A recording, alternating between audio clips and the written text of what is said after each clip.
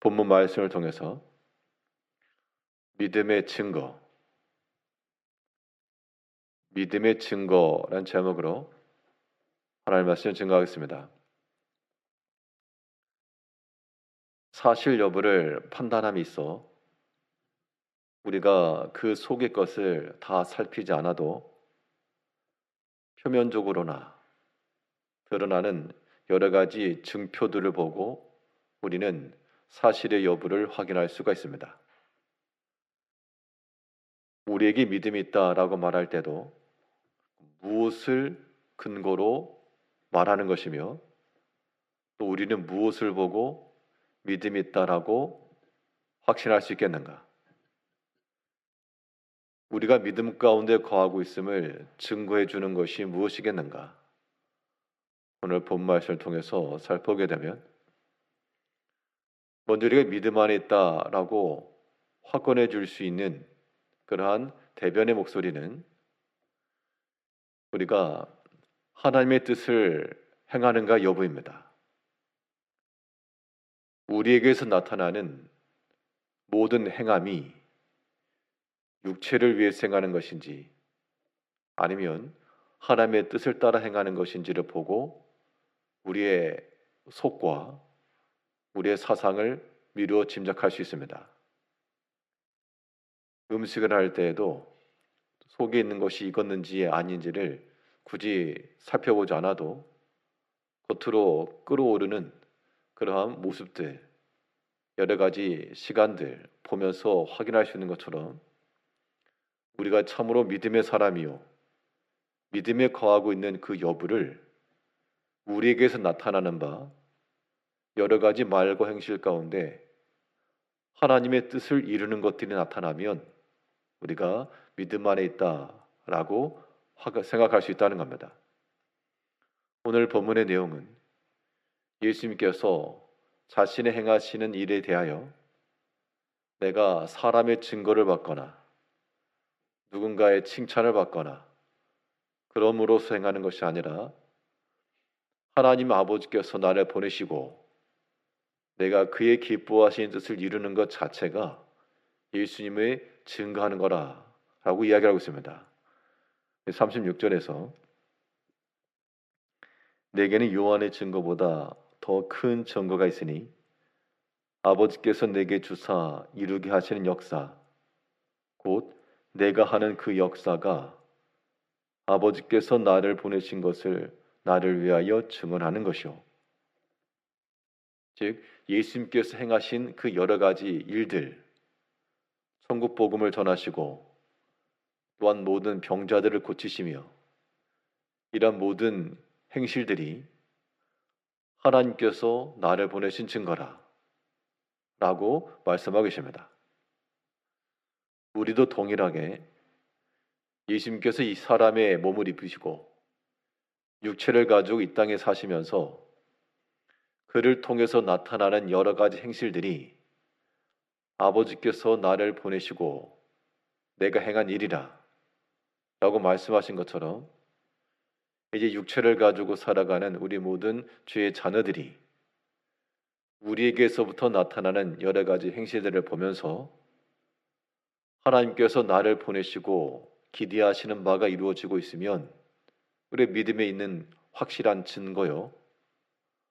그렇지 못하고 하나님께서 나를 통해서 아버지의 뜻을 이루시고자 하시는 것이 아닌 일이면 우리는 믿음 안에 거하고 있지 못하는 겁니다.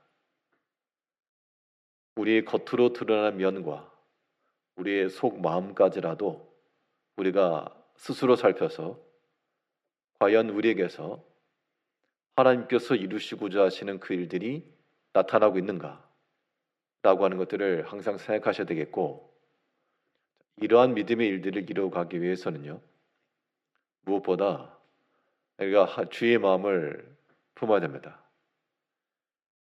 우리가 하나님의 마음을 가지고 내가 만일 누군가를 보내서 혹은 어떤 자리에 세워서 그 일을 이루고자 하실 때 그 사람이 어떻게 있으면 좋겠는가 라고 하는 것을 이제 우리의 나아갈 방향과 길로 잡으시고 만일 내가 하나님이라면 하나님께서는 과연 나를 보시고 흡족해 하시겠는가?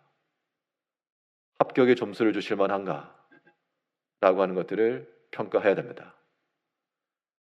다른 사람에 대한 평가는 우리가 하지 않을지라도 스스로에 대하여 계속 우리의 부족한 면이 있으면 또 회개하고 주의 긍휼하심을 의지할 것이요, 또 잘하고 있는 것이 있으면 하나님 앞에서 위로를 받으며 소망 중에 기쁨으로 그 믿음의 일들을 또 끝까지 감당해 나가야 됩니다. 우리가 믿음 안에 있는가? 그러한 증거는 우리에게서 하나님의 뜻을 이루어가고 있는가로 확인할 수 있다고 그랬습니다.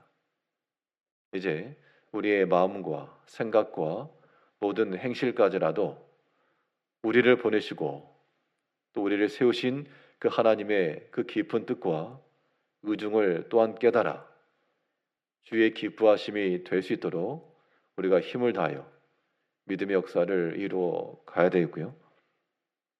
또 믿음이 있다라고 하는 증거는 무엇을 통해 확인할 수 있는가 하니,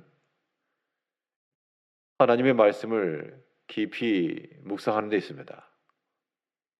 오늘 본문에서 예수님께서 하신 말씀은 너희가 성경을 그렇게 부지런히 살피고 너희가 성경을 묵상한다 하고 연구한다고 하지만 단순히 거기서 지식으로서 그치지 않고 그 안에서 영생의 근원 대신 하나님을 발견하고 또 예수님께서도 말씀하시기를 이 모든 말씀이 다 나를 증거하는 것이라.